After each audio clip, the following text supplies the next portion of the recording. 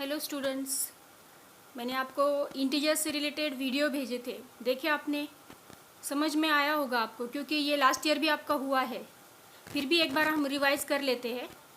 Your first lesson of 7th standard is integers. First we will start with the definition once again. So integers is a group of numbers which includes positive numbers, negative numbers and zero. This group is called as integers. मतलब integers मतलब क्या?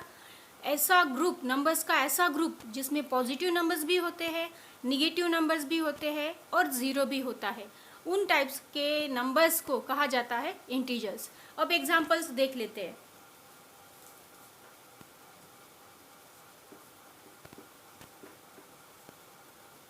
2, -5, 7, -11, ये हुए integers. Zero भी लिख सकते हैं हम, ज़ीरो, ये भी हुए इंटीजर्स।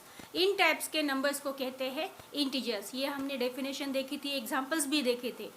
नंबर लाइन पे कैसे रिप्रेजेंट करते हैं वो भी हमने देखा था। फिर से एक बार देख लेते हैं।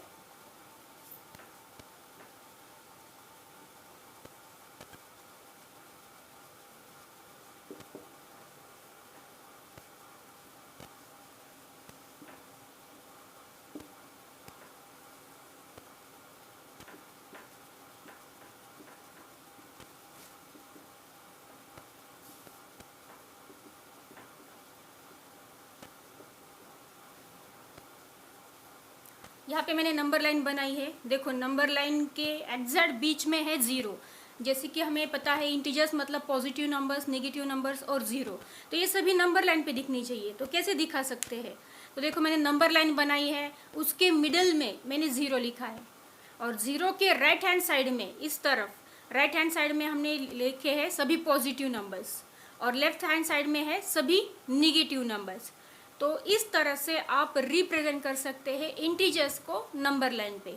अब यहाँ पे आपको कहा -2 नंबर लाइन पे कहा है, तो डायरेक्टली आप यहाँ पे सर्कल करेंगे। This is -2 on number line. मतलब ज़ीरो के लेफ्ट हैंड साइड में आप कह सकते हैं निगेटिव नंबर्स है और राइट हैंड साइड में पॉजिटिव नंबर्स है। इस तरह से आप इंटीजर्स को नंबर लाइन पे रिप्रेजेंट कर सकते हैं। ध्यान में रखो, left hand side negative integers, right hand side positive integers, बीच में ज़ीरो। ये याद रहेगा? Okay, that's fine. Next point is absolute value of integers.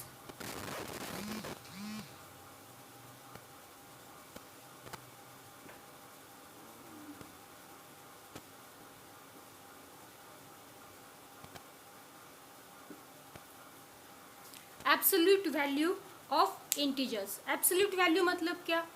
तो कौन सा भी इंटीजर हो, मतलब चाहे वो पॉजिटिव हो चाहे वो निगेटिव हो, उस इंटीजर्स की एक्चुअल वैल्यू, एब्सोल्यूट वैल्यू क्या होती है वो कैसे तय करेंगे?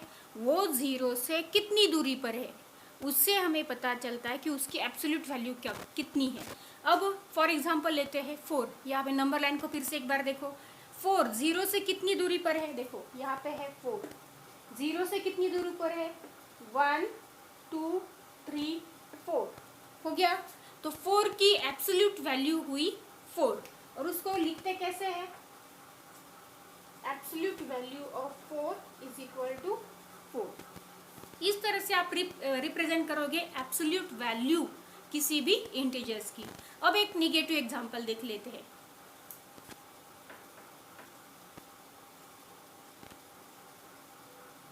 मैंने यहाँ पे लिया -3। -3 की एब्सोल्यूट वैल्यू क्या है वो हम देखेंगे। देखो -3 कहाँ पे है? यहाँ पे है। ज़ीरो से कितनी दूरी पर है? 0 to 1, 1 to 2, 2 to 3, 1 2 3, मतलब 0 से 3 डिस्टेंस पे है -3। तो -3 की एब्सोल्यूट वैल्यू हो गई 3। इस तरह से आप किसी भी इंटीजर की एब्सोल्यूट वैल्यू लिख सकते हैं। अब -5 एक बार देख लेते हैं। आप बताओ क्या है?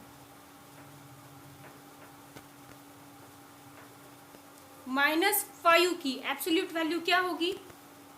5। यस, 0 से वो 5 डिस्टेंस पे है, इसलिए -5 की एब्सोल्यूट वैल्यू हुई 5। इस तरह से आप कोई भी इंटीजर्स, किसी भी इंटीजर की एब्सोल्यूट वैल्यू बता सकते हैं। तो पहले हमने इंटीजर्स के बारे में सीखा, डेफिनेशन देखी, उसके बाद एग्जाम्पल्स देखे, उनको इंटीजर्स को नंबर लाइन पे कैसे रिप्रेजेंट करते हैं ये भी देखा, और उसकी अभी हमने क्या सीखा, एब्सोल्यूट वैल्यू कैसे फाइंड करते हैं। एक बार वीडियो रिपीट आप देख सकते हैं कि जो भी हमने पढ़ा है, इससे पहले भी मैंने आपको वीडियो में भेजा है, वो भी एक बार देख लो, और जो अभी मैंने बताया है वो भी एक बार देख लो। आगे हम पढ़ेंगे प्रॉपर्टीज ऑफ इंटीजर्स, पहले ये अच्छे से देख लो, इसमें से कुछ डाउट है तो कमेंट करके पूछ लो।